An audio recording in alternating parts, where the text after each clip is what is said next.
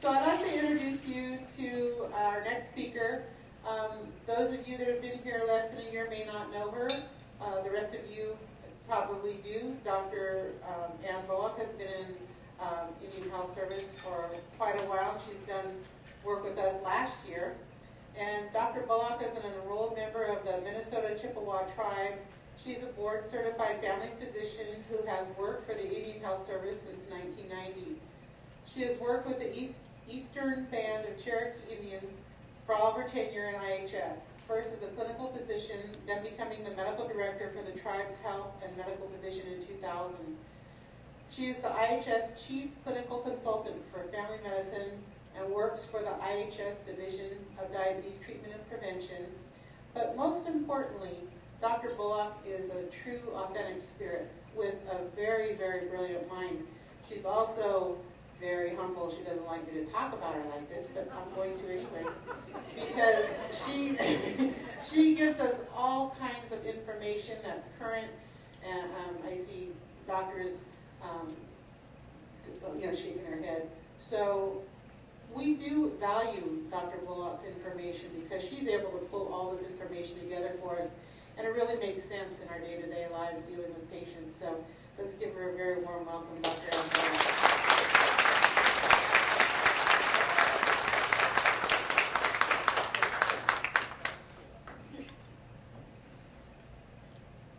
Well, it's great to be with you guys. For those of you who've been here all week, I'm really sorry that you may have to listen to me again. If you were at the session on Tuesday on adverse childhood experiences, there will be a little bit of overlap with what we do here today, but I'm assuming most people worked here on Tuesday. I've been talking about these kinds of issues for a number of years, so you may have heard at some point or other earlier versions of this. I hope you'll be tolerant and patient with sections where you go, yeah, done that, let me go to solid film. But I'm hoping that for me, this is an evolving field, and it gets very much to what Helen was talking about at the beginning, which is, first of all, change. What's happening is huge changes in our understanding of what's happening with diabetes, and that's part of what I want to talk about here today. But it's also very much about, it's coming back around again to indeed the way our people have always known how we should be living. If I started the talk with what I'm going to end with the talk, you would go, wait a minute, you're here talking about how taking good care of pregnant women and helping them and their spouses or partners to be good parents and feeding them well, that's your answer to diabetes? I don't think so. But I hope by the time you're done, you're going to believe that those are mighty strong diabetes prevention interventions. Because there's a whole lot that we're trying to understand. Today's adjusting diabetes is just about genes and lifestyle choices in the smaller context. Has to be over. There has to be a change that we have to make. So all of you are involved with STPI. I've been involved with Eastern Band, North Carolina's STPI program since the beginning. I've written the grants. I've been the ones that had to do the reports in the past. I know what you guys are doing. And so when you hear what I'm talking about today, some of it may seem, not directly related to what you do on a day-to-day basis. You would say, wait a minute, I've got an exercise intervention, or I'm working in our clinic. This doesn't apply to that. Well, first of all, I think first and foremost we have to understand what's going on, because we in healthcare tend to be, okay, we're all family here, right? No one else is listening. We're a little judgmental sometimes about patients, right? You would only do this, you wouldn't have diabetes, or your sugars would be under better control. And there's a whole much bigger context to that. So first and foremost, I want to talk to you about this so that hopefully all understand and have compassion for our patients and for ourselves. Because we talk about this isn't just about them, it's about us too.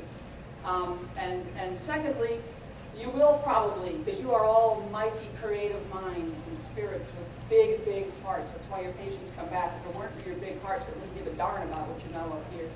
And you will find ways to integrate little aspects of this into what you do. And thirdly, we have to be part of, I would propose, of a movement to change the way we look at diabetes and how we try to prevent and treat it. And that is going to take all of our hearts and minds to think about for the future.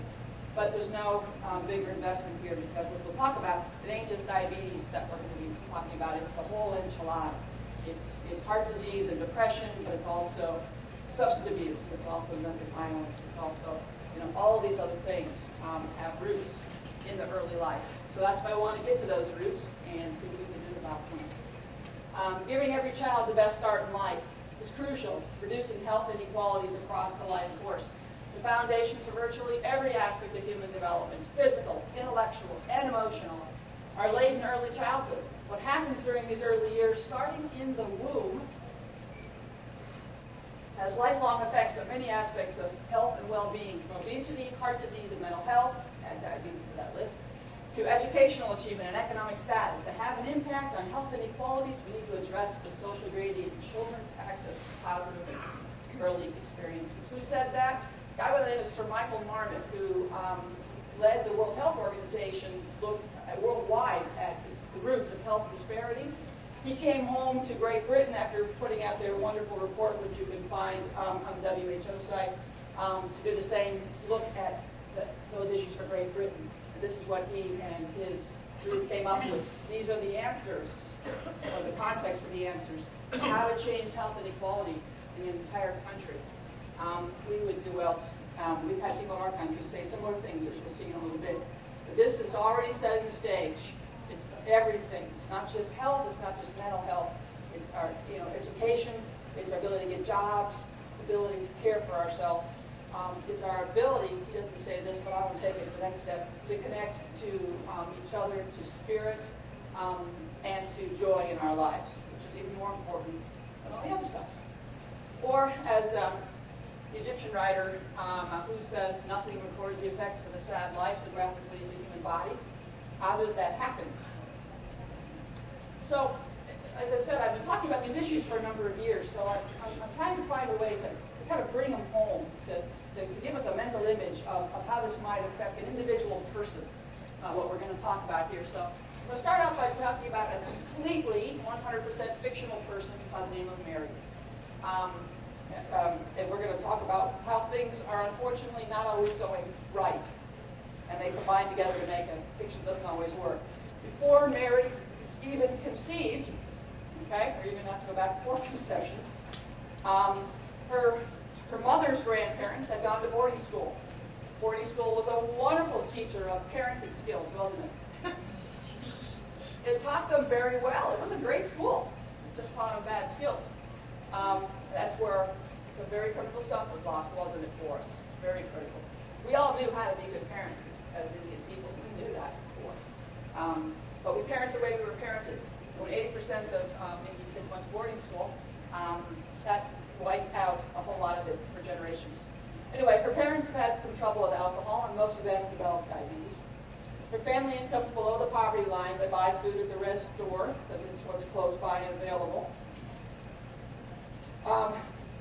When Mary was in the womb, for her mom's a single 15-year-old who won't say who the father is, so maybe. Mary's mom had intermittent prenatal care. I love WIC. WIC is an incredibly wonderful intervention. We should be partnering with them. Here's my one big beef with WIC. It assumes that food goes home to this little nuclear family, mom and dad, pregnant mom and the baby, whatever. When 15 people are eating out of those same cabinets and refrigerator, that WIC food gets diluted pretty darn fast, and it doesn't end up, targeting the pregnant woman or the young child. We need to be sure that we are augmenting that. We need to find ways to do that.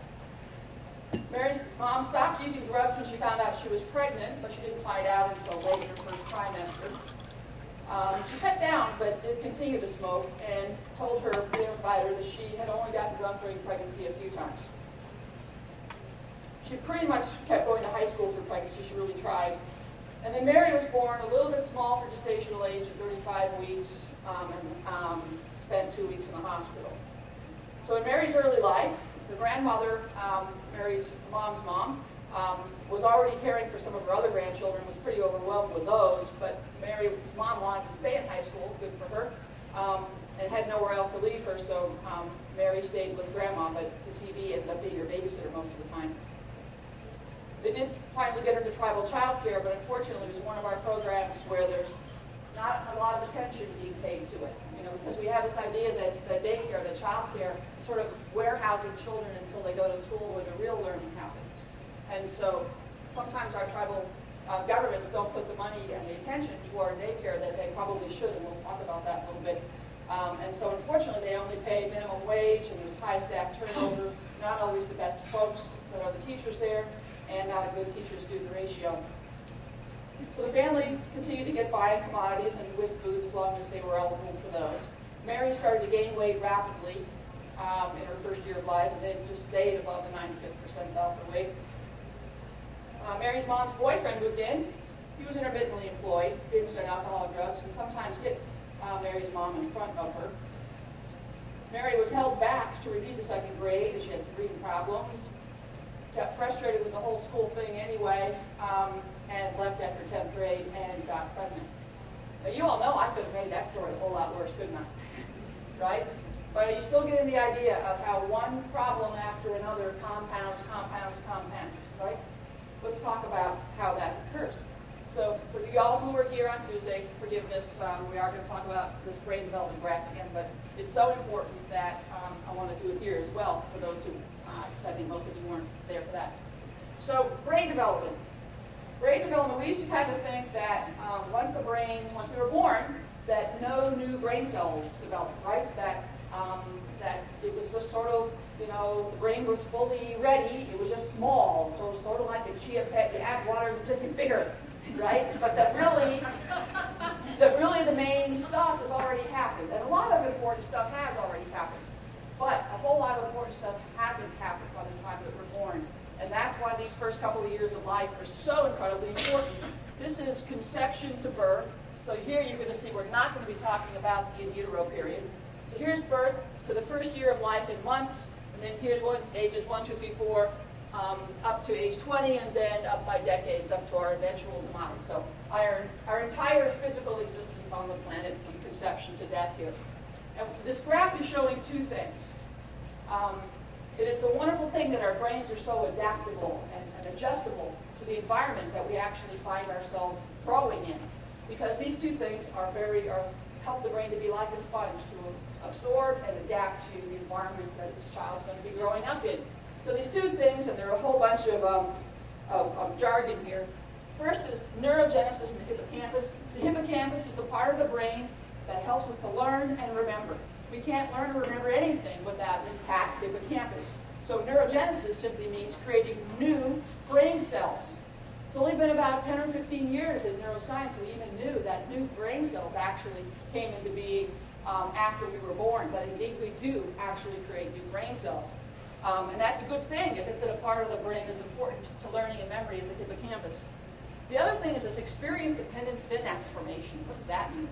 Well, not only do we have brain cells, of course, but those brain cells have axons and dendrites. You guys remember that from biology, right?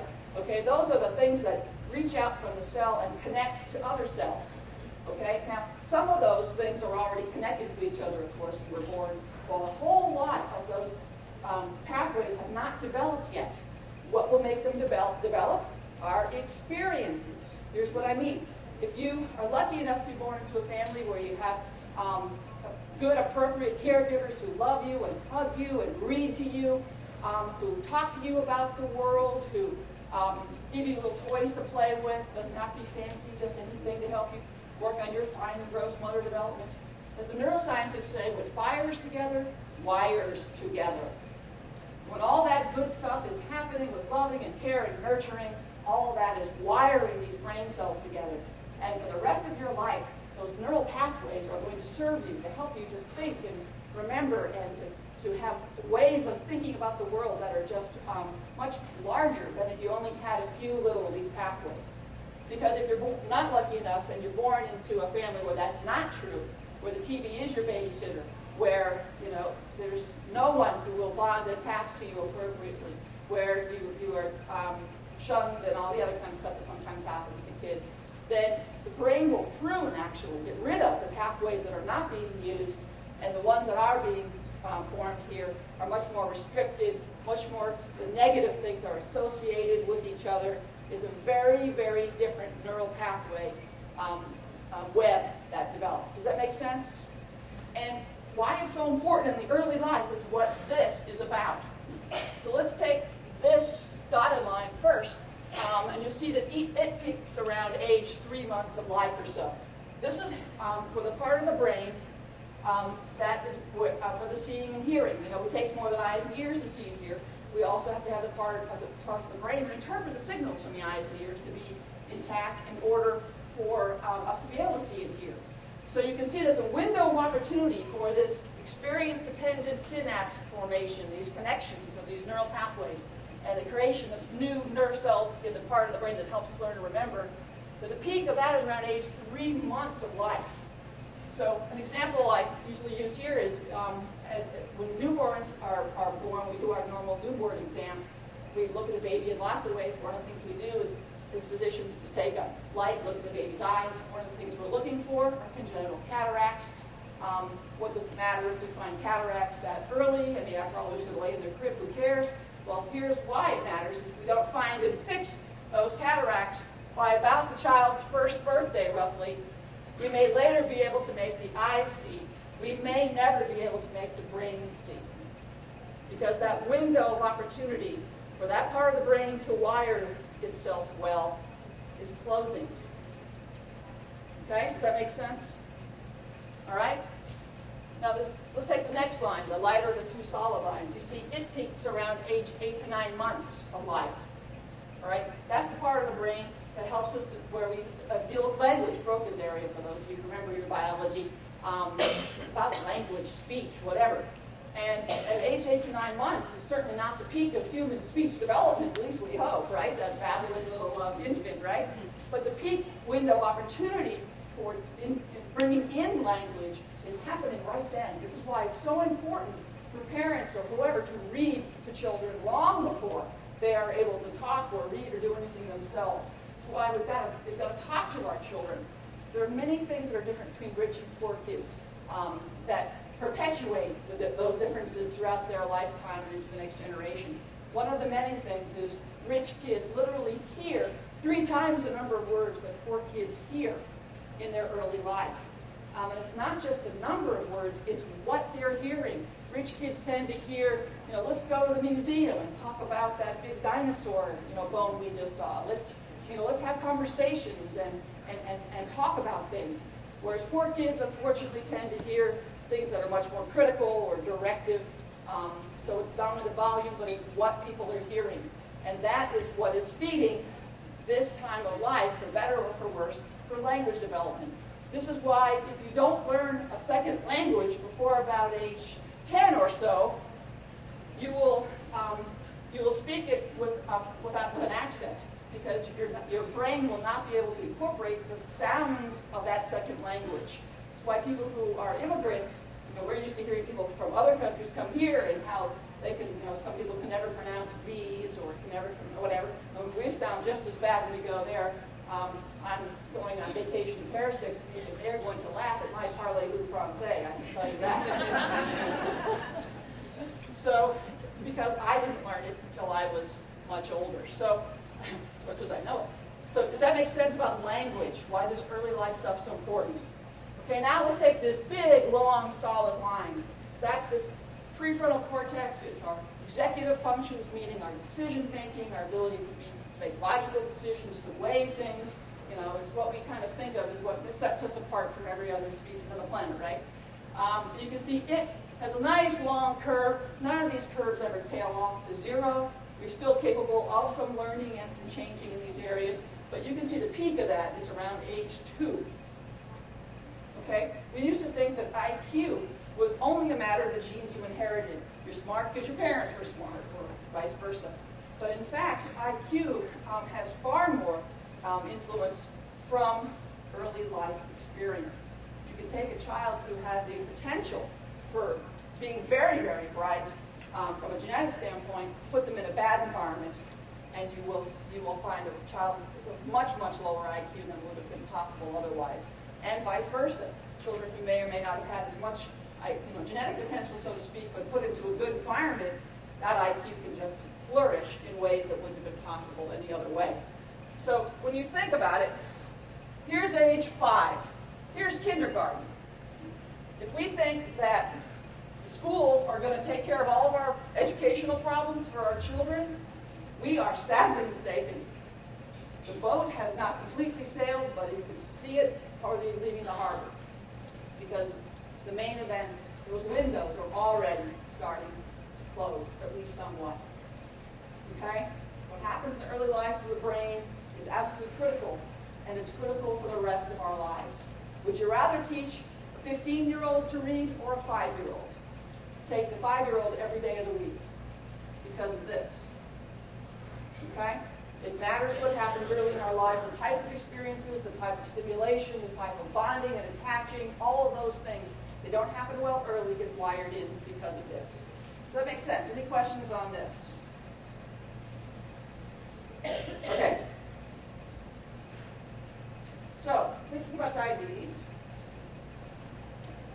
I've used this slide for years. You've probably seen it because it was so nice that the International Diabetes Federation 10 years ago convened a conference to talk about what the causes of type 2 diabetes were in terms of what was defensible in the medical literature.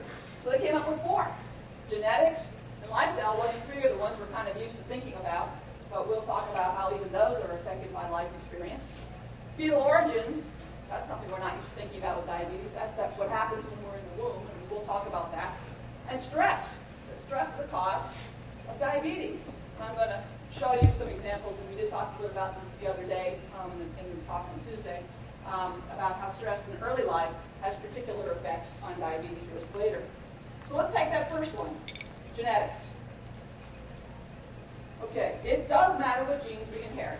If we inherit the gene for Huntington's disease, it's a bad day. We're going to get Huntington's disease. If you got sickle cell trait from both your parents, you will get sickle cell anemia. I mean, there are very clear, concrete examples of where it absolutely matters which genes we inherit.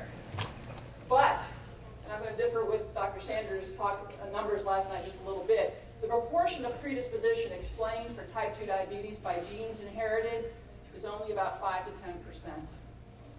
About 5 to 10%. And there's a number of articles. This is one from the New England Journal. There's been several in diabetes care recently. What we have found is this. Y'all have heard of the thrifty gene theory, right? Do y'all know there's not one shred of evidence for it, never has been? It was proposed by a guy by the name of James Neal back in 1962, who may have known a little bit about biology, but didn't know anything about anthropology. And he made the assumption that because Native Americans, many of us had been hunter-gatherer societies, and hunter-gatherer societies, well, gosh, they must have feast and famine cycles, right? So that's where we sorted out the need for that thrifty gene, right? Well, the truth is, the anthropologists, even in 1962, knew that not all hunter-gatherer societies had feast and famine cycles. Think about the tribes in the Pacific Northwest, some of them probably in your area, and others where the salmon was very plentiful and they knew how to preserve it year-round. Think about South Pacific Islanders who had access to fish and fruit and all kinds of other things on a pretty continual basis. Feast and famine cycles were not common in all hunter-gatherer societies. So just right now, get rid of the thrifty gene theory from your head. The thrifty genotype theory is dead. The thrifty phenotype theory, however, which we'll talk about in some ways, is what we're looking at. What we have for type 2 diabetes is, what we have found as we've done the Human Genome Project and others, is there are a number of genes, each of which confers a little bit of extra risk for type 2 diabetes. If you happen to have a bunch of those genes, your risk may go up as much as 10% from a genetic standpoint. But here's the really funny part about that. The genes which are associated with that are no more likely to be in our people than in anybody else. Okay? So much for genes causing diabetes in Native Americans disproportionately. Okay? I've already rocked your world. All right, good. You're not sure it's good, but it's rocking. Okay. So, it's not genes that make up the big part of the explanation. So, and here's another part of it. You know, we all have DNA in every one of our cells, obviously. It's identical to that in every other one. And in each of our cells, only 15% of our DNA is being used at any one time. Okay? 85% of our DNA right now is taking a siesta, hanging out. It's not being used. So what matters is what we're finding is not only the genes we inherit, but which genes are we expressing. Okay? And that has come to a whole new area of genetic study called epigenetics. Epi just being, I think, from the Greek, which means above. It doesn't change DNA sequence. These are the on-off switches which determine which genes are being turned on or off at any one given time. Now think about it. We know this has to be true. I mean, I've got the same DNA in all my cells, right? But I'm not standing up here as one giant, liver cell or something. I've got skin and hair and teeth and eyes. Somehow the genes in my cells had to know which ones need to be turned on and off to express those different parts, tissues. Just that alone. So we know the body knows how to turn genes on and off just by looking at each other. But it turns out it's even more than that. So which genes are being turned on or off? Well, it's because of a reaction to the environment. And doesn't it make sense that we have a lot of genetic cards we could play, in our hand, depending on what we have to respond to in our environment? If there's plenty of food or not plenty of food, a lot of stress, not so much stress, those require different responses from our bodies. And we need to have those genetic options to be able to play those cards, so to speak, when needed. And that's exactly what turns out is happening. The thing is that when these on-off switches for genes are thrown, if they happen at key developmental stages of life, like the in utero and first couple of years of life, they can't always be reversed, those on-off switches. Okay? This is a critically important point. They happen at key developmental stages of life. They can't always, those on-off switches cannot always be changed from whatever happened. Whatever the child was responding to in that prenatal or early life environment may affect them for the rest of their life because of this. This is a real important point here. And here's another thing. It looks like some of these on-off switches, most of them are wiped away at fertilization so that the next generation can have its own set of experiences. But it looks like some of them may actually be passed to the next generation so that the experience of one generation can literally be passed through these epigenetic mechanisms to the next generation.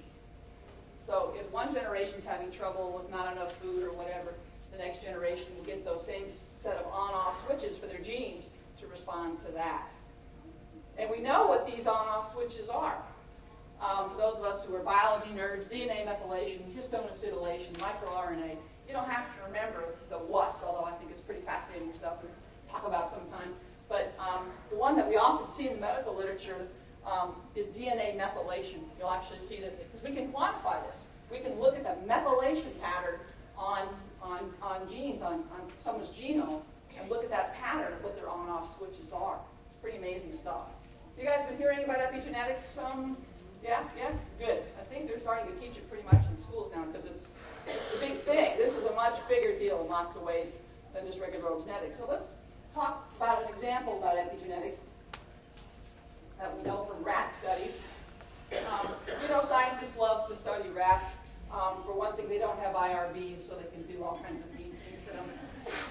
The other thing is that rats, of course, have rapid cycling of generations. You can study a lot of generations, within the cycle of your grant period that you have for studying them. So rats have, God bless the rats.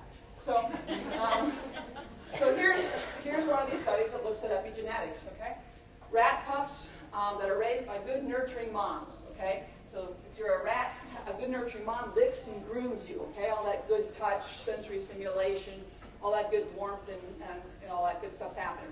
Okay, we literally know, because they do those bad things to those rats, that the gene which codes for the stress hormone receptors in the brain is turned on.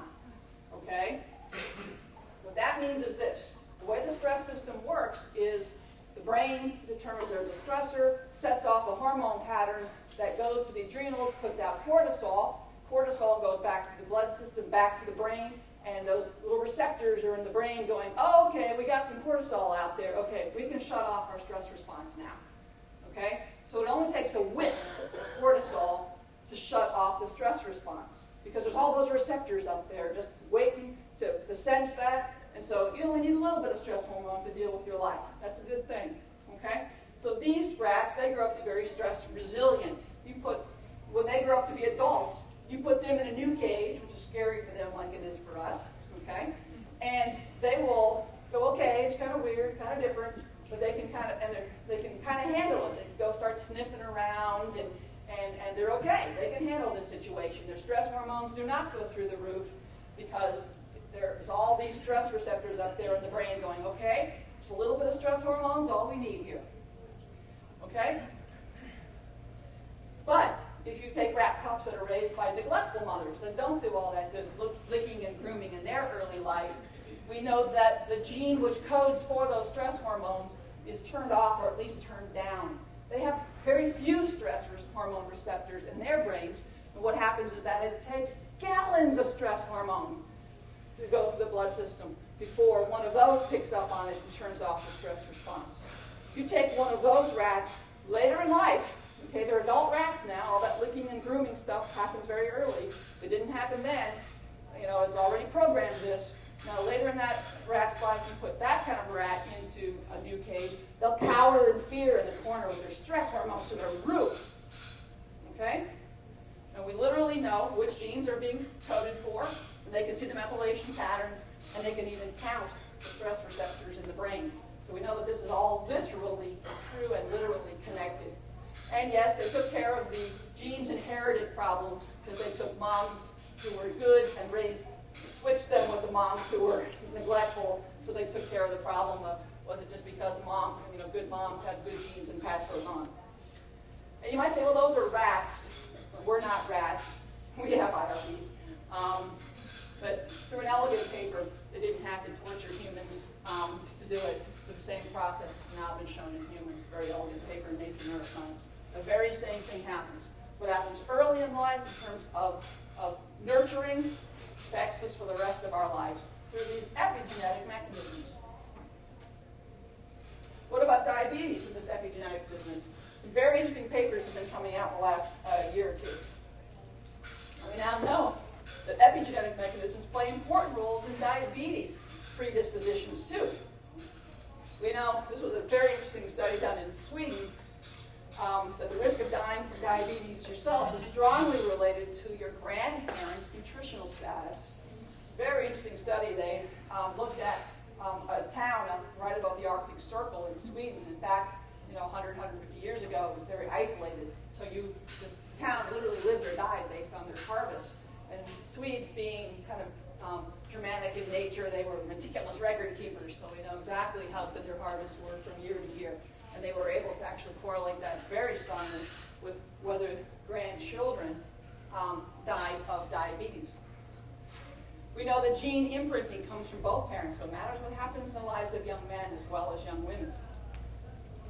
And this is just coming out in the last few months. Genome-wide surveys, we've seen a clear-cut diabetes predisposing DNA methylation pattern in patients who have diabetes versus those who don't.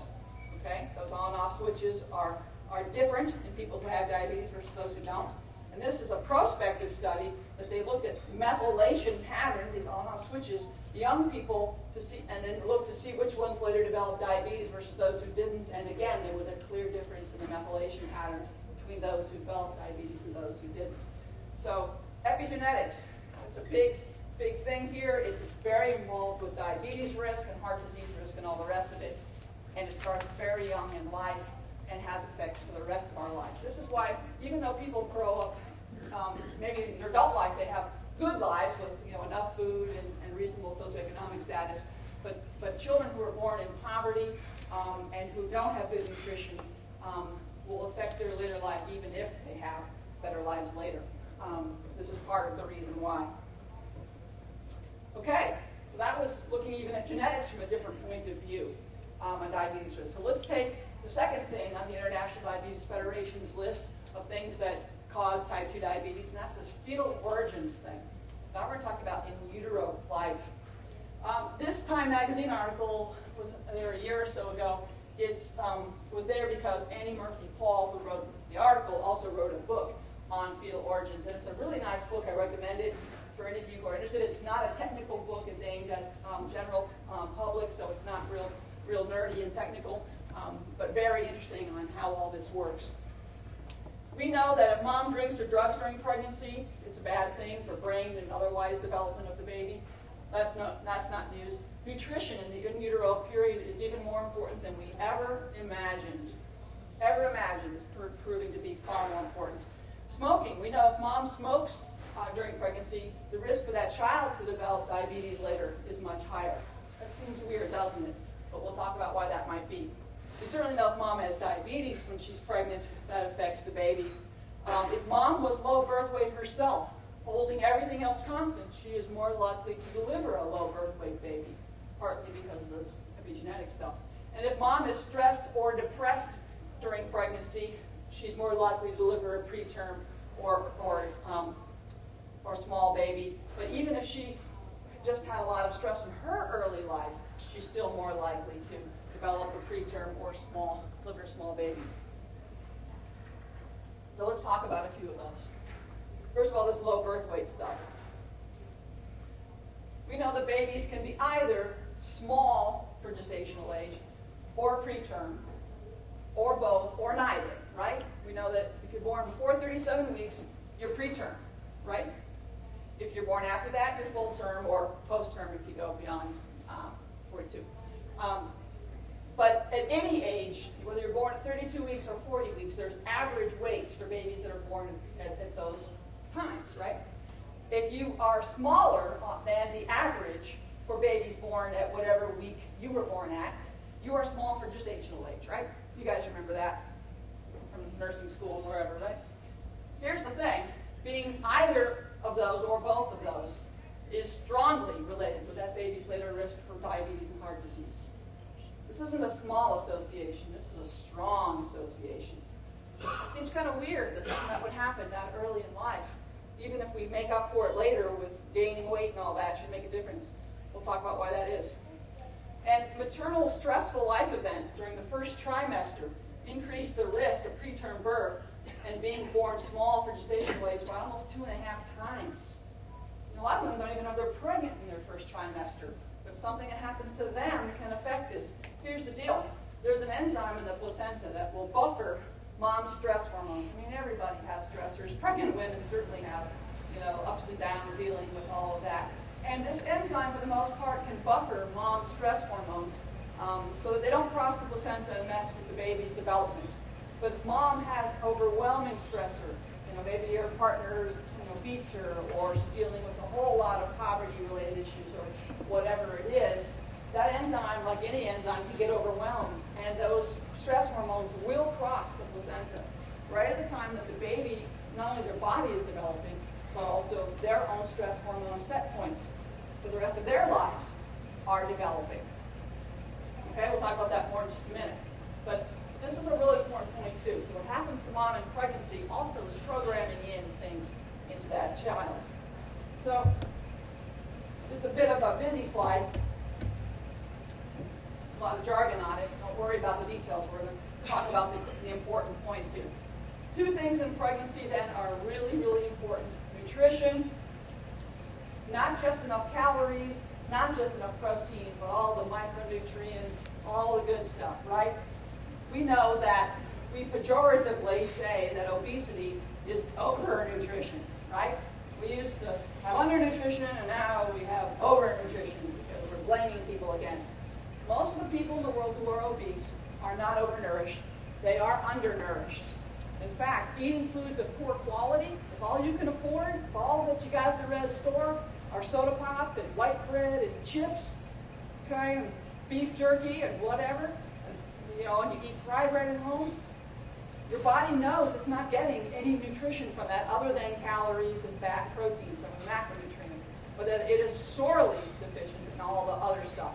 And that is actually another stimulus to overeat. The body knows it ain't getting much of the good stuff. You got to eat more of this stuff to get what you can out of it. So that's one thing for sure, is we got to stop judging people who are heavy, because this is one more reason why they have to overeat, especially related to poverty. And we see this in all across the world. Okay, so nutrition, and I mean the total package of nutrition here. And the other thing is stress and trauma. What happens to mom in terms of stressful life events during pregnancy. These are kind of the two categories of things we're going to talk about here for those of you who are trying to sort out the slide. This side up here is going to be the nutrition one. This one is the stress side. So let's take the nutrition one first. The metaphor I use for this is, if I want to build a house, and I've got my blueprints all laid out here, it's going to be a great house, right? But I already have all the bricks I can have for this project. I can't afford to buy any more. And I look at this pile of bricks I've got, I'm going, gee, that's not going to build that house. I don't have enough bricks. What am I going to do? I either have to leave a room off, or I have to make all my rooms smaller. Okay? Same thing happens nutritionally as we're building a little baby's body. We've got the DNA blueprints, right, for building a really healthy body. But if we haven't got the nutritional building blocks that will build that body, choices are going to have to be made. No surprise, who always gets first choice when it comes to development? The brain. So you hope that the brain will get enough of those nutrients to build a good brain. You hope. But what its next choice, or the organs they're developing, last choice goes to the skeletal muscle. You might say, well, no big deal if you don't have as much skeletal muscle unless you're going to be the next Olympic decathlon champion. Who cares? Well, guess where 60% of the glucose in the body is burned? In the skeletal muscle. So if you already go into things in life where you don't have as much skeletal muscle, you're already got one, strike against you. Now, a lot of us are used to seeing this, like, pictures of, kids from Sudan and other places where they've really been having profound starvation for a long time. And we see these babies and these young children with really skinny arms and legs, and they develop these big bellies, right? We have the same thing happening on our reservations and a lot of places in poverty. It may not be as pronounced as that, but the same processes are happening. The same processes. So if you, it may not be a big deal if you just have a few less cells, in your heart, or a few less nephrons to filter blood in your kidney, or a few less cells in your pancreas to make insulin. A few less may not make a difference in your lifetime. But if you have a fairly large number less than you should, it really might make a big difference, especially if you end up developing high blood pressure and all kinds of other things to stress those organs, right? And in fact, it will contribute to those diseases. Like I said a minute ago, you may not have as many cells to even make insulin with. Okay? So if we see, got a pointer, I can stop reaching here. So decreases in cell number can happen, like we said. If you see decreased organ growth or even decreased fetal growth, when you see a small gestational age baby, a lot of stuff has not gone right. Now that may be because the placenta didn't insert properly. There are, those kinds of obstetrical, biological reasons for things. But for a lot of people, this is happening a lot. They have smaller organs and even a smaller overall body growth. They have a decrease in all kinds of things that are very important. And things that are trying to develop, when there's not enough of them, have to differentiate prematurely. That means they can't be fully functional.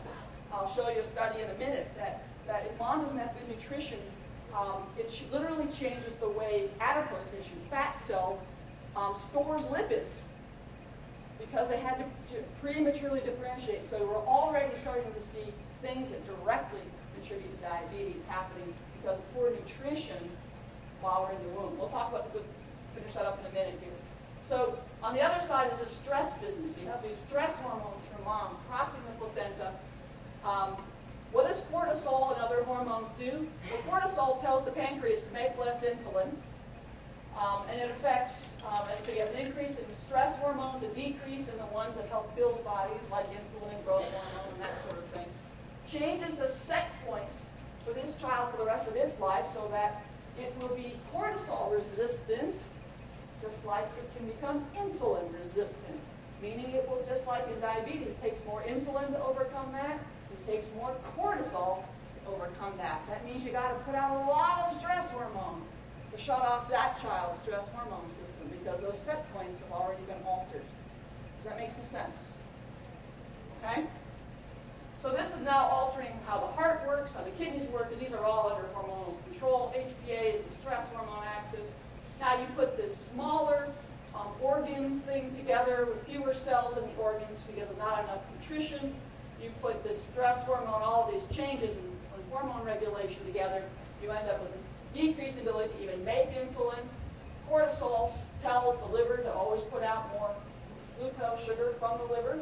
So when there's all that cortisol flying around, there's all that sugar coming out of the liver all the time. We talked about why there's less skeletal muscle, so there's less muscle to burn glucose. All these things change the ability of the heart and the kidneys to function properly, and the vascular system to react appropriately. Changes the set points for stress hormones and for growth and appetite regulation. And now you're born. And now you're born. This happens long before somebody has the choice whether to go to McDonald's or not and all the rest of it, right? This is what you're programmed with before you're even born. When the wrong things have happened and they multiply on each other. Does this make sense? How poor nutrition changes literally the numbers of cells in these critical organs, and how stress changes the set points for many of the hormonal systems in our body for the rest of our lives. So now we're born, and now you often see these kind of small babies. They don't even have to be small. This fetal programming can happen even if you're normal size for your gestational age. But certainly if you're small, it happens even more. What happens, these babies, they come out, and once they figure out how to latch on and suck from a bottle or from a breast, they start eating, and we come to Wild Child Clinic, and their weight starts to come up, and we go, oh, this is good. But then it just keeps on going. This is what they call adiposity rebound. These kids come out basically hungry. In a sense, they've been starved. So they come out and they have increased appetite, and they catch up really quickly. But where does cortisol lay down fat? It's too late to develop those organs in the way they should have been developed in the womb. Where do those calories go? Cortisol tells them to lay it down in the viscera, right? The worst kind of fat for developing diabetes and heart disease later. You end up with obesity and insulin resistance. You end up with reduction in the kidney's ability to function, to filter blood, high blood pressure. All these things you can see are now going to be pretty much dominoes that are going to affect when you come out into a world where, again, you have enough calories, you have enough protein, but you still have poor micronutrient nutrition, right? Because that's only going to add on to this effect, right? All the wrong things are going to keep happening and make this even worse. And so you can see that at the end, you've got a potent soup for diabetes, heart disease, and obesity. Does this make sense? Okay. You guys are really cheerful now for 9 months. Yeah. Yeah. Right about now, people start to go, I'm so depressed. Life's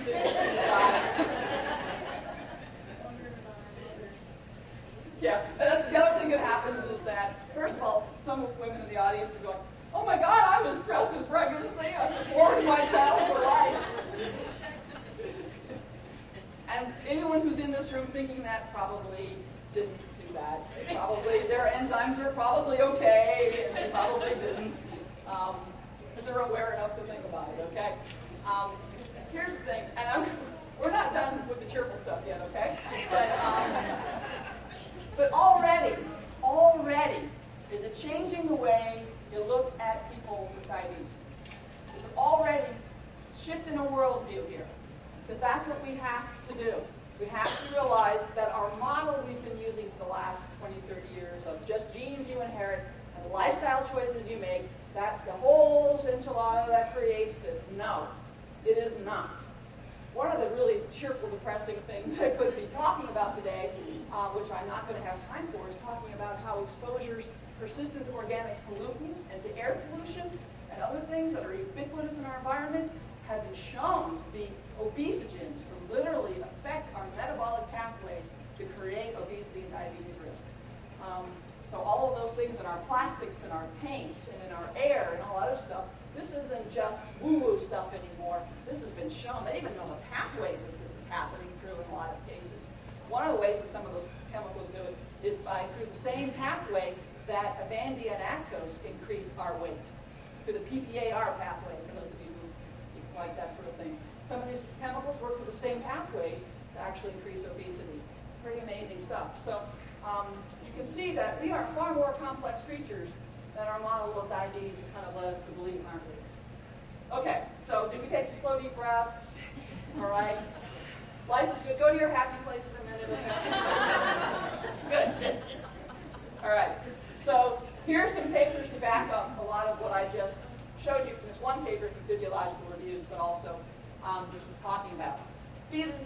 Fetuses of obese mothers, not even diabetic moms, develop insulin resistance in the womb. Part of the reason why birth weight is only partly related to this is because when you already have insulin resistance before you're born, where some of those calories go is to the viscera before you're even born. And so your weight may look pretty normal, or it may be high, because we actually know in our population, LGA, large gestational age babies, have increased risk for diabetes too. Okay? We know, and I mentioned this a minute ago, maternal diet during pregnancy, epigenetically, literally, they've shown the DNA methylation affects the risk for a child to be fat by age 9. And this is what I mentioned, that this just came out in the last month or two, that poor diet affects the adipose tissue development and leading to insulin resistance in the womb. If mom doesn't have good food in the womb, good nutrition, it affects it. That there's an inverse relationship between birth weight and risk of diabetes. Smaller you are at birth, the higher your risk of diabetes later. This is for reasons we were just talking about. But as I just said, it isn't only the small babies. It matters about whether this programming thing happens. So the weight might either be normal or large. But we know for sure that small babies are really at risk. This is this adiposity rebound business. This is a study that looked at rapid weight gain in the first 3 months. Some studies show the first few months of weight gain, that's really associated with diabetes and heart disease risk. Others show that it's not until after the first year or so of life when the weight gain happens. But we know that seeing that rapid weight gain sometime in the first year or so of life is really associated with that for the reasons we were just talking about. And this is talking about them having a few less kidney cells, low birth weight being related to the number of nephrons in the kidney, the thing that filters blood, and the future risk of developing kidney disease. These connections are already there. The science is there. We just have to figure out what to do with it, how it works. So here's a couple of quotations related to these issues on the fetal programming of type 2 diabetes. Fetal programming of diabetes. We don't think about that very often, do we? That's not my term. That's from diabetes care. So here's one from 5 years ago. The intrauterine environment may modify gene expression permanently, epigenetically. Might also be inherited transgenerationally, affecting the health of future generations. This stuff gets passed along. During interuterine life, there are waves of epigenomic modification intimately associated with growth and development, and opportunities galore for environmental factors to influence these processes. A fetus, thus programmed, travels a path of limited options. A fetus, because it's already happened. And from just a couple years ago, it's important to understand the story is not about birth weight, but about fetal programming. And that intergenerational prevention of type 2 diabetes will need to target maternal nutrition and metabolism. Prevention of fetal programming of diabetes will need to concentrate on the health of young girls. Here's the other thing. It's not just nutrition in pregnancy. It's nutrition even before conception. Because somewhere around half of the nutrients that will go into building that little baby's body, mom ate before she even conceived. We need to be feeding our young people healthy stuff. Not just because of their weight, not just because of all of that. We are literally, if we feed them all that good stuff with good nutrition in it that doesn't have all this chemical nonsense from processed foods in it, we are literally affecting diabetes risk for future generations. You guys aren't used to having a doctor be so pro-nutrition, are you? Okay. Here's a big one. Food insecurity. Starting to make it into some of the journals and things now, finally. Food insecurity is simply not always knowing whether you'll have food for your next meal. Doesn't mean you don't always have it. It means you don't always know if you will, and often do go without it. We know that food insecurity increases the prevalence of overweight in women. The more food insecure they are, the more heavy they are. And that doesn't make sense, right? If you don't have enough food, why would you be heavier? Well, who eats the food in the house? Who gets the good food in the house? Kids. Moms give them to kids. Moms tend to eat whatever's left, and when there is food available, it tends to be poor quality, of course, and they tend to binge on it when it happens. That's a great recipe for gaining weight right there. In pregnancy, food insecurity, look, I'm from American Dietetic Association. Food insecurity is associated with pre-gravid obesity. It's a big thing now, right? How heavy moms are before they conceive, how heavy they are during pregnancy as risks, And unfortunately, that's being interpreted as judging them again, right? It's your fault, you were fat, and that's why all those pregnancy things happen for your baby. Bad. Anyway, increases gestational weight gain and risk for gestational diabetes. Food insecurity. And in case you think it's not common, this article from the New England Journal, actually from a couple of researchers here in California. If you want to know how many people are food insecure, a good guess is take the number of people that are below the poverty line, divide by 2. And if all households in our country with children, regardless of poverty level, 1 in 5 are food insecure. Do you think we have any food insecurity in our communities? I would bet this is low for us. I bet it's real. I think we have far more food insecurity than that. This is huge. We're not going to fix diabetes until we fix food insecurity. I mean, that's just reality. And here's another one of my reasons. This was just in the February issue of Diabetes Care. Food insecurity is an independent risk factor for poor glycemic control if you have diabetes. Okay? Not having access to good food and not knowing if you're going to have access is a stressor, so it increases your stress hormones on top of everything else. And we know that carbohydrates affect brain serotonin levels. They act like little mini Prozacs. People really are self-medicating. Okay? And we know that high-fat, high-calorie foods actually reduce stress hormones, comfort foods. Everybody's got their favorite comfort food. Usually it's, what's your favorite? What do you guys like? It's been a rough day. What do I want? Potato chips. Grilled cheese. Ice cream. Peanut butter. Mashed potatoes and gravy. Mashed potatoes and gravy. Is fried bread a traditional food?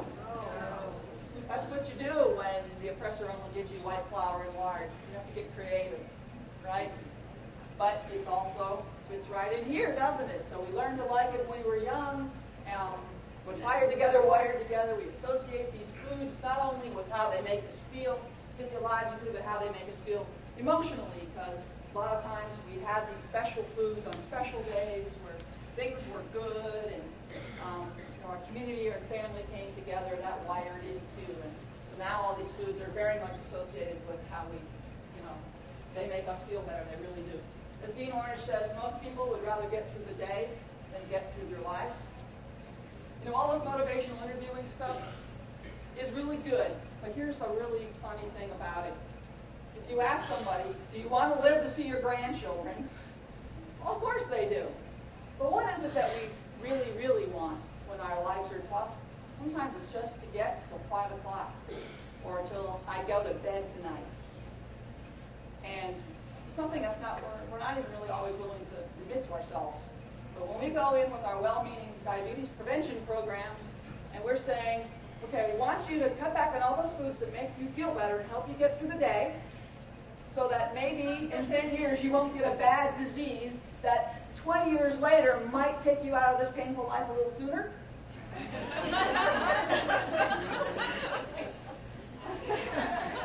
And they're looking at us like, okay, right? Remember Maslow's hierarchy of needs? Remember that from school? We're up here, gang, and they're down here with air to breathe. All right? Getting through the day. And if we were in their shoes, not just their current life environment, but all of what is programmed into their bodies, you think we feel stress? When you're dealing with those altered set points for stress hormones, if we go to the same stressor they do, their stress hormone is this, where ours might be this. We can't know what it's like to walk in their shoes. We can't. Because this is such a unique soup that has come together to create literally their physiological and brain functions. Does that make sense? Stress. This is what you're all feeling right now. Feel that feeling, that kind of funny little thing in your tummy, and you're just a little antsy, and you really want to just get up and walk out that door, and gee, I'm sure I have to use the restroom or something, right? But stress as a cause of type 2 diabetes. I'm only going to show you a few things. We talked about stress a fair amount, so for those of you who were at the talk on Tuesday, you've heard this next little section here pretty much, but it's just a sort of short section. Because I'm focusing on the early life here. So stress, chronic exposure to intermittent partner violence almost doubles child being beat. This is seeing mom being beat. Okay? Doubles the risk for obesity. We know that all kinds of childhood stressors, including poverty, family dysfunction, and all that, are associated with obesity and later diabetes. And a lot of it is around attachment. This has been shown in a number of studies. Toddlers who showed insecure attachment to their mothers at age 2, they followed them prospectively. They were 30% more likely to be obese by age 4 and a half. A number of studies have shown very similar kinds of things here. So what happens, remember those little rat pups, right? Licking and grooming or lack thereof? Same stuff happening in us. Okay, we talked about this on Tuesday, but we got to talk about ACE, or I can't talk about stress in childhood. Adverse childhood experiences. I'm hoping some of you have heard of the ACE study. Okay, I'm actually glad it's not more because then y'all will be bored for the next 10 minutes. Okay, the Adverse Childhood Experiences Study is a landmark study. It was done based in the 1990s, right here in California. It was a study that was done between Kaiser and CDC. Okay, so this was not a touchy-feely organization. Okay, this was CDC and Kaiser. And Vince Felitti here at Kaiser and Robert And at CDC, what they wanted to know, they got around the usual problems with stress research, where they go and they say, in the last 30 days, have you been stressed? This is what usual stress research does. People go, let's see, kids went to school more days than they didn't, no calls from the principal this month. Let's see, alcoholic spouse only beat me once, and I paid more bills than I didn't. Nope, it's been a good month. If you think I'm kidding, go look at a lot of stress research. It's really what they do. Luckily, these guys got around that. They didn't ask these 17,000 HMO enrollees who participated. This wasn't a small study. They didn't ask if they were stressed in childhood. They asked whether any of 8 categories of stressful experience had happened to them in childhood. Those 8 categories are those: physical, emotional, or sexual abuse, growing up with a substance abusing, mentally ill, or incarcerated family member, parental separation or divorce, or ever seeing your mother beaten. That's a pretty good list. You probably add a few, and the ACE researchers have talked about actually adding in community violence exposure, neglect, chronic grief and loss, but no one's going to take anything off that list, right? And they didn't ask how long that had happened. If you had an ACE score of 1 for physical abuse, if you were beaten once or 100 times, whether it happened once or over a period of years. When you consider they didn't factor those things in, it's amazing how strong the correlations were, we're going to show you here. Okay? So your ACE score was based on how many of those categories had happened to you. So it was either 0 up to 8. Okay? And in this HMO group, which in the 1990s, being Kaiser, you pretty much had to be employed or in the family of someone who was employed. So this was not your average risk group, right? They tended to be white. They tended to be college educated, right? Not your average risk group. But still, between half and 2/3 of them said yes to at least one of these. Shocked the heck out of the researchers that even that group, that there was that much trauma even in that group. Well, then someone, actually her name is Mary Koss and her colleagues, got the idea to do the ACE study in our population. And they went to 7 tribes in the Southwest. That's what this paper, the American Journal of Better Medicine, is. And they asked similar questions. They didn't actually ask about parental separation or divorce. They asked about the other 7. And when you consider that 86% of our people said yes to at least one, but we didn't ask about that, what would it have been if they had asked about parental separation or divorce? So these numbers here then, these different kinds of abuse in boys and girls, non-native is the Kaiser numbers, native are from the 7 tribes in the Southwest. And it's amazing how high these numbers are for both columns. You look at household alcohol, 2/3 of our folks grew up in a family with alcohol. That's incredible. But then there's this thing called 4 or more ACEs, meaning 4 or more of those categories have happened to someone. 6% of the Kaiser study said yes to that. 1/3 of our folks did. What happens if you have an ACE score of 4 or more? In the California, the Kaiser study, we know that you are 4 to 12 times more likely to be dealing with alcoholism, drug abuse, depression, and suicide. 4 to 12 times more likely. Here's one of the truisms that I believe. People don't do what don't work. Alcohol works. If your goal is to make that stress stuff, which is raging in you, calm it down for a little bit. Alcohol is depressing. It will do that.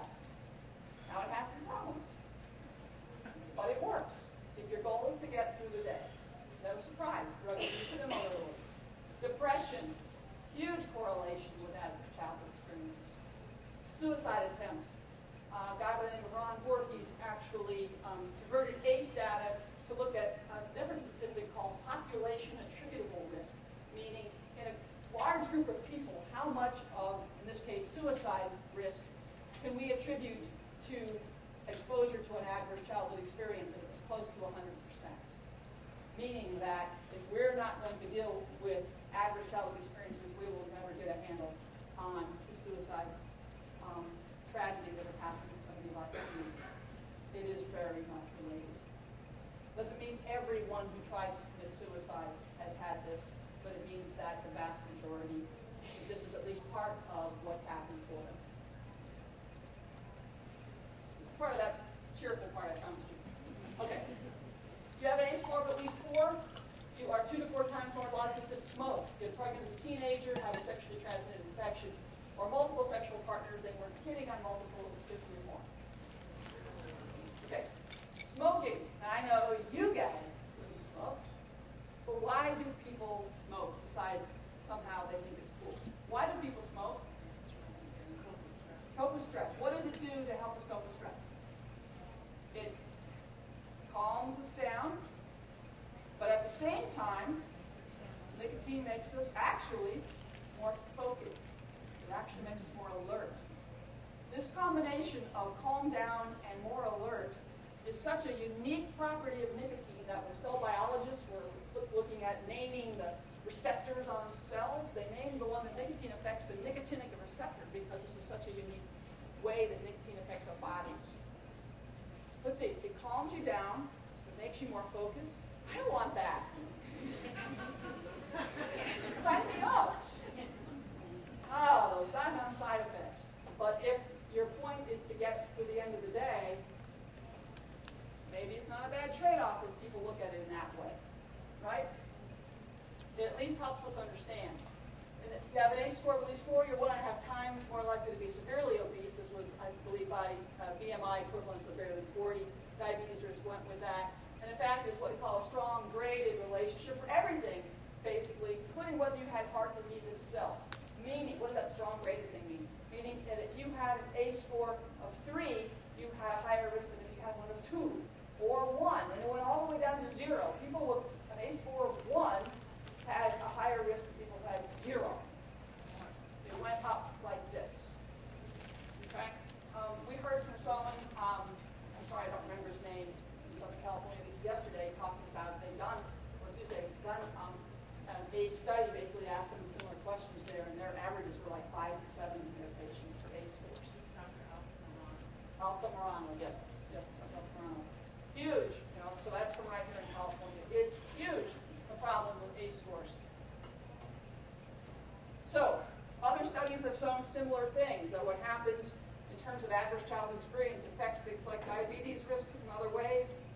Adult obesity risk was up by 1/5 to 1/2.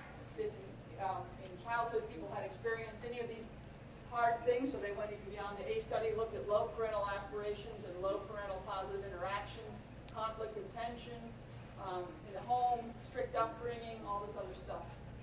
Okay, what happens early in life is programmed in and gets programmed in for the rest of our lives and affects us. The Nurses' Health Study, been following nurses for decades now. They finally started asking about childhood abuse. In fact, some of those nurses, when they finally started asking, wrote back in and said, about darn time you started asking about this. Dose response association with risk of diabetes and childhood abuse. Dose response, same as a straight line. The more abuse you had, the more likely you were to have diabetes for this group of nurses. And it was only partly explained by their BMI, not fully explained. Other things besides weight itself were involved. So, as we look at all this hard stuff, we have our patients who are swimming in this soup. One of the reasons they come back to see you is because you have big hearts. I know you do. You have compassion.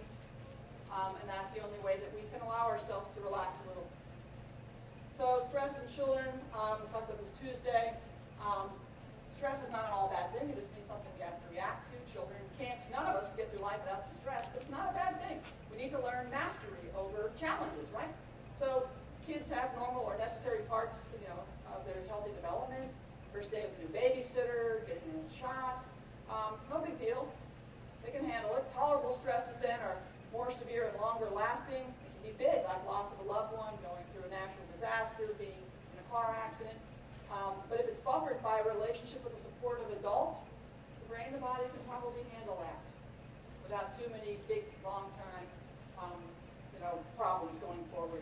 But toxic stress, strong, frequent, prolonged adversity, such as abuse, neglect, caregiver, mental illness, or poverty, especially without, this is critical, without adult support in an appropriate, loving, kind way, can indeed and does disrupt brain and organ development long term. Wonderful website, Center of the Developing Child at Harvard. I highly recommend it. Lots of good materials there. And if you have exposure to complex trauma or toxic stress in childhood, these are all the areas of life that are affected, domains of impairment, things that are affected by it. Whether it's your ability to bond and attach with other people, whether you can ever have a meaningful relationship with someone. Biology we've been talking about, affect regulation. Can you even identify your emotion, let alone control it? Dissociation is a very good way of dealing with childhood trauma. Okay, sometimes young children who've been sexually abused will talk about being up on the ceiling, looking down on the situation. Some of our traditional medicine people will say that some of their spirit actually left at that time, and will actually do things to bring that back. Dissociation is a good thing to get through a terrible situation at the moment, but it can sometimes persist. People kind of look cynically and spacey, and you're telling them how, don't you care about your kidneys? And they're like, yeah, okay. Behavioral control, all this stuff. We're telling the world about control, aren't we? And diabetes, by God, we're going to control everything. We're going to control your blood sugar and your blood pressure and your lipids and your appetite and your portion sizes. Control, control, control. And you're talking to people who have no idea what you're talking about. No idea. Okay? Because all eating and substance use, they're using all these things to try to self-regulate. I remember talking to someone, actually not from the American community, that used to work with us in diabetes, saying that, she had a rough childhood. I never even let myself get hungry because it's too scary. Because we're fired together, wired together. She had food insecurity growing up, from neglect, probably, and poverty. And so when hunger happens, it was terrifying. Because when you're very young and you can't get out of your crib to go get something to eat out of the cupboard, it could be life-threatening. So that feeling of hunger wired together with her. And she never even let herself get hungry. I promise you a lot of your patients are the same way. Ability to think, we talked about that. Cognition is affected. So you're there going, here's a food label.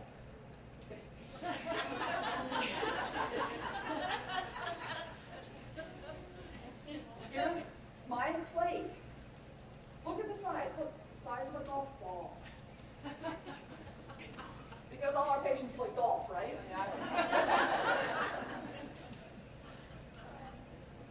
But cognition, so we're asking them again to be able to do things that they're having a hard time concentrating, and they may not have learned things in the same way. And of course, self-concept, shame and guilt, and all the rest.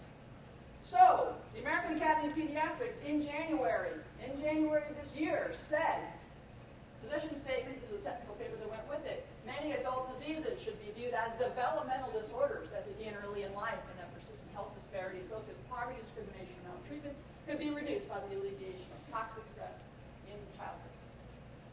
Diabetes should be viewed as a developmental disorder.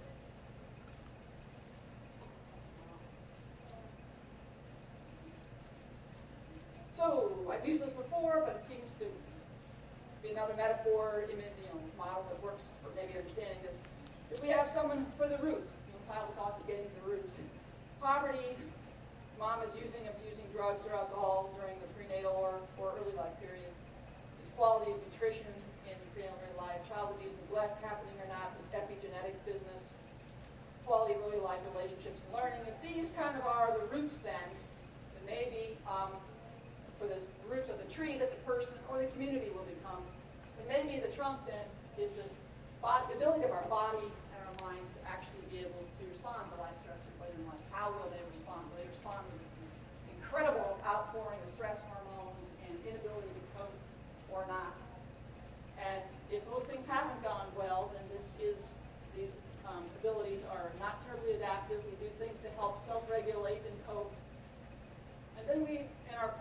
we deal with everything out here, right? We have a program for everything.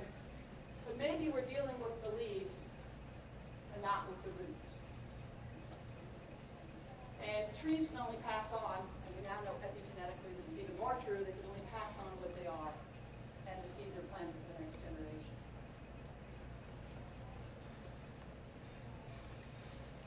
So, maybe, as Dr. King said, compassion is more than flinging a coin to a beggar. It comes to see that an edifice which produced beggars needs inspection. We have created societies which creates disease. And the amount of trauma that has happened to Native people, through all of the ways we know those things have happened, have created an edifice which produces people with lots of problems, including diabetes. Oh my God! Panda, National Zoo, thank you. He was sleeping, but he just looks like he's, Panda baby. All right. So, you guys are like going, please, we only have 10 minutes left. Tell us something good. All right. We will. All right. We got to know where we stand. We didn't put ourselves in this problem situation, this dung heap, but we can sure as heck crawl out of it. We got to know what it looks like to do that. So I just tried to give you a description of what it might at least partly look like. All right? There's no shame or blame. There's no, it's your fault in there anywhere, is there? No. Compassion. That's what we need. That's the best. Love is the most healing thing on the planet anyway. There's nothing more healing than love and connection. That's our first job. I don't care what it is we do. Okay? But there's a lot we can do. And here again from the Center for Developing Child at Harvard says, we know that sound maternal and fetal nutrition combined with positive social emotional support of children through their family and community environments will reduce the likelihood of negative epigenetic modifications that increase the risk of later physical and mental health impairments. Okay, I've told you about how everything can go wrong. It's our job now to start making things go better. So, I'm going to talk to you about home visiting. I promised you if I started with this, you all would have said, Lake. All right. Hi, home visiting. Did you know that nurse home visiting, in this case, it's a nurse home visiting program with all this evidence. One of the key evidence-based interventions proven to improve the life trajectories of low-income women and children. We now have positive effects up to age 19 years in intervention that ends at age 2. If home visiting were a medication, it would be malpractice not to prescribe it. Very few side effects, relatively speaking, very low cost, huge return on investment, and it lasts. Because it happens at that right time of life, in the prenatal and early lifetime, when all that stuff is happening. Babies' bodies and brains are being formed, synaptic connections are coming together, learning how to cope with stress is all happening during the time these home visitors are going in to help moms. Some of you in California are part of this. Luckily, my beloved Eastern Band is too. ACF has put out a grant. 19 tribes and tribal organizations are now funded to provide home visiting. I know Lake County is one. I cannot remember. There's one or two others in California. And in fact, the University of Colorado Denver is now a tribal research center on home visiting and Head Start and early Head Start, so we can get evidence based in our population to show what works for us in the early life. This is exciting. This is very exciting that we are going to start doing things to turn this around. I'm going to tell you about one type of intervention. It is not the only one. The state of California also has funding through HRSA for home visiting. All the states do with part of health reform money. And the states have to pick from a list of, I can't remember, 6 or 8 evidence-based home visiting program models. I am not here to tell you this is the only one. It's the one I'm most familiar with, the one that I think has the most published research on. So I'm going to mention the Nurse Family Partnership. It's a nonprofit, so nobody's making any money off of it. It's an example of an evidence-based home visiting program. It works usually with first-time moms, although in Indian country they're letting us work with moms who've had babies before. People living in poverty, starting probably by about 18 weeks of pregnancy and goes through this child's second birthday, right? Through all those critical times of life, right? The goals are to improve all kinds of good stuff. The real thing is to develop a mentoring-like relationship between the nurse home visitor and the mom. These young girls have heard all their life they can't do a darn thing right. Why would they believe they can be a good parent if they don't? So rather than go in and telling them you're doing this wrong and this wrong and this wrong, which only reinforces their incapability, you go in and say, look how baby, looks at you when you hold her like that. Look her in the eye. And someone who's getting praise, who is self-forgotten in their life, is now suddenly going, oh, okay, if I do that, that's good. Wiring together, right? So you praise what they do right, you teach them new skills where they don't know, and you praise them again for doing that. Okay? Strengths-based, as they call it, not, telling them the bad stuff they're doing. This mirroring is critically important. We have neurons in our brains that are called mirror neurons. When I do this, none of you guys did it with me, but all of your brains, when you were looking at me, did. Just as if your arm had gone up, even though it didn't. Because we figure out how the world is working by having those parts of the brain actually fire and make that happen. That's how we learn. So we are being mirrored back to us that we are strong and smart and capable. That gets wired in. And that's an amazing thing. So no surprise, this is studies on this particular intervention for spine partnership, that academic achievement. Remember, this ends at age 2. The intervention's done at age 2. All right? These kids are more likely to be ready for school and do well in school because someone's been reading to them and talking to them and doing better stuff with them. Their language is far better. 3 randomized controlled trials have been done on this intervention. The gold standard in research, right? Randomized controlled trials. Their kids are much less likely to be injured because moms are taught things that they didn't maybe learn themselves from their parents about how to keep children safe, how to take the temperature of the bath water so they don't get burns, everything. Months between births, you guys involved in maternal child health know that worldwide there are 2 of the most important things that determine child well-being are the number of children in the family and how closely spaced they are. Because of all the resources, including mom's body's ability to regenerate nutritionally in addition to everything else, is critically important. And if we can space babies a little bit more, there's more of everything to take care of all of the children. And these moms tend to start spacing their babies more. Therefore, they have to set goals. Traumatized young people have a hard time seeing tomorrow, let alone 10 years from now. Part of the program is they have to choose something they want to do, stay in school, go to rehab, go to college, something. They have to pick something and start to plan for the future. And they therefore end up having jobs and don't need welfare and don't need food stamps as long. Even in what they call lower risk families that don't come from lower socioeconomic and high family dysfunction things, this intervention saves money. It costs around $5,000 per year to offer this intervention for family. But you save money even in lower risk families. But with higher risk, the RAND Corporation has found a 7-to-1 return on investment. For every dollar you invest in the spine partnership, you save 7 over that child's, not even their whole life, just through their adolescence. That comes from all kinds of things. These kids don't need as much special education. They're not going to be in the court system as often or in jail as often. They're not going to need social services as much. It's all kinds of money they can save because of what they don't need as much of. Because more things have gone right in the early life. There's an economist at the University of Chicago by the name of James Heckman who actually looks at the economics of early life intervention and says it is absurd from an economic standpoint for us to be waiting until children go through all this nonsense early in life, then they end up needing help with reading and help with jobs and help with all this other stuff when they're adolescents. That ship has sailed for the most part. It takes too much time, effort, and money to make up for what could have gone right early if we'd done it right. So, my answer says we did then what we knew how to do. Like as parents, if we knew better, we did better. It's time to do better.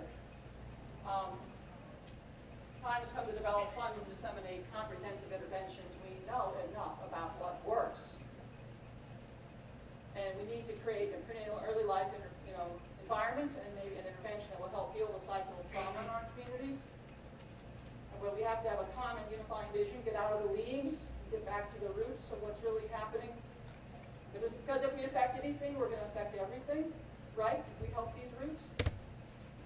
Everything is intertwined and synergistic in this development of these people. And more importantly, even then, when they get diabetes, is their overall life experience, their happiness, their resilience, their ability to connect to other human beings. And that's the joy of being human, right? Is our ability to connect to each other and connect to something larger. And those things are often damaged or lost. trauma and all that stuff in the early life especially. We need to find ways to bring all the funding stuff together, but we need to have, I've already got the high sign, so I'm not going to go through that, but we need prenatal early life case management, make sure every young girl gets what she needs, and young boy, if he's involved in them, dad is involved in it, the family.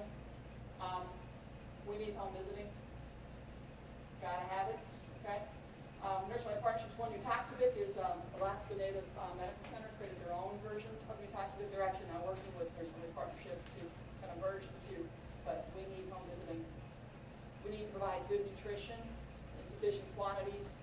WIC food stamps and commodities they help, but they don't go far enough. We need to be teaching parenting skills. We know where we lost them. We know where we lost them. Let's go get them better again. We need to, obviously breastfeeding is a good thing, bonding and coping and parenting skills, screen for and treat depression in young girls, boys, and young pregnant women, and in young parents. We need to seriously address substance abuse. This is critically important for not only them, but the next generations to come.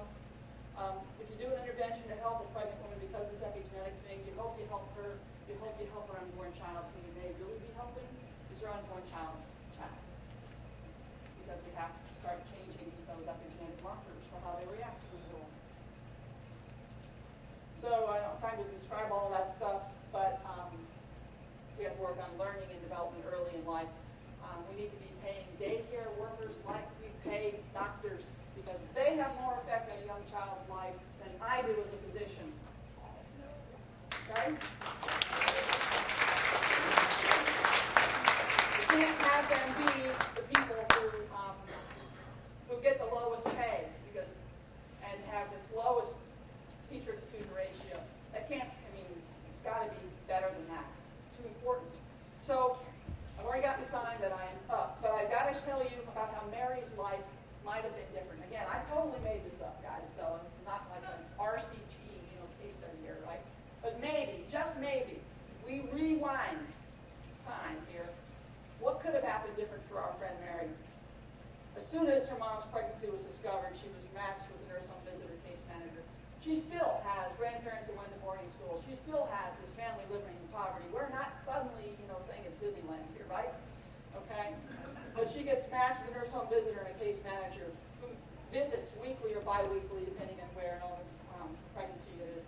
Visits focusing on developing a mentoring type relationship, building on mom's strengths, helping her to set goals and reach goals, and teaching her new skills.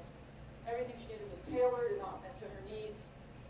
WIC foods were supplemented, so there truly was enough good food, so that she really could have enough good food to truly feed herself and her unborn child and her young child who was born.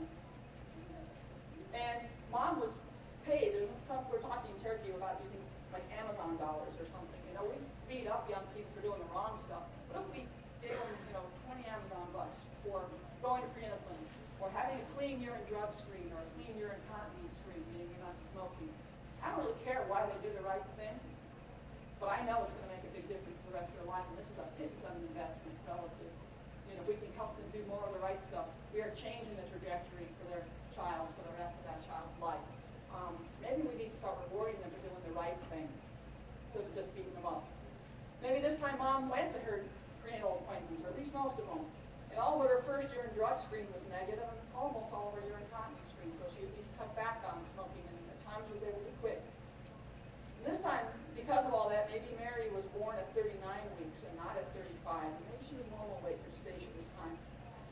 The nurse home visits continued until Mary was 2.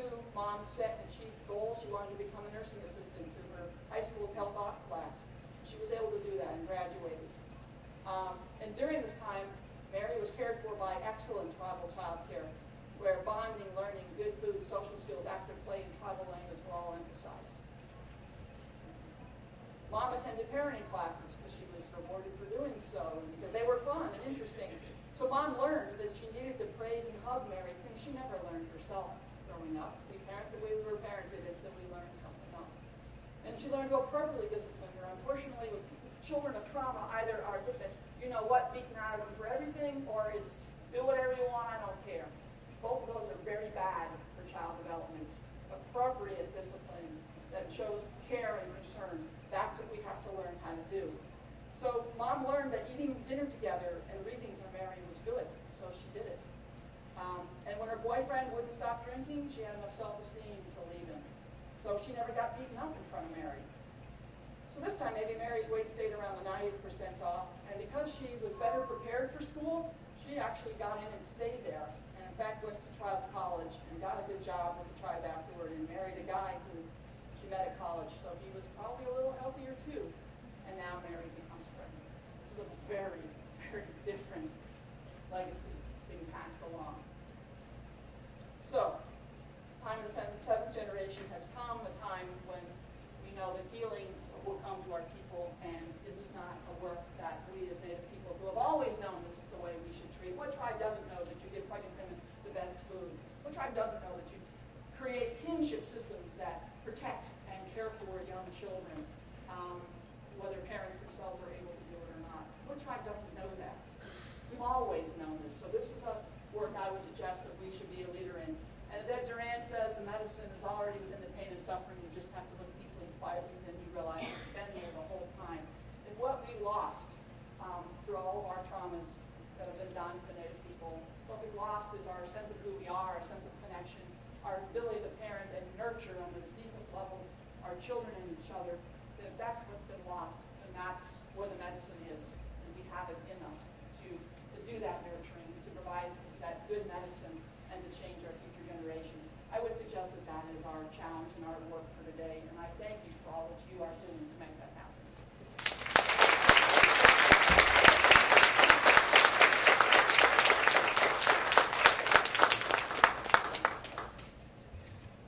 Thank you, Dr. Bullock. So you all have a 15-minute break.